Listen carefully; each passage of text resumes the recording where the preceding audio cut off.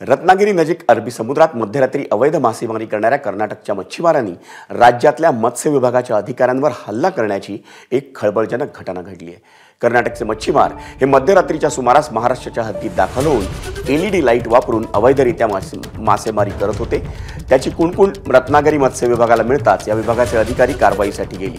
त्यावेळी कर्नाटकच्या मच्छीमारांनी मत्स्य विभागाच्या अधिकाऱ्यांवरच हल्ला चढवला। या अधिकाऱ्यांनी मदतीसाठी संपर्क केला असता मंत्री उदय सामंत यांनी अधिकाऱ्यांच्या बचावासाठी स्थानिक मच्छीमारांना तातडीने पाठवलं।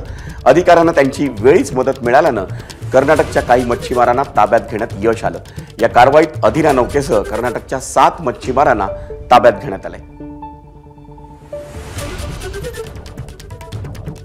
कडकची कडक कारवाई। आता जो काही कर्नाटकवरून ज्यांना आम्ही पकडलेला आहे, नुसतं काय आम्ही त्यांच्यावर फाईन मारत बसणार नाही, ती पण जास्तीत जास्त मारणार।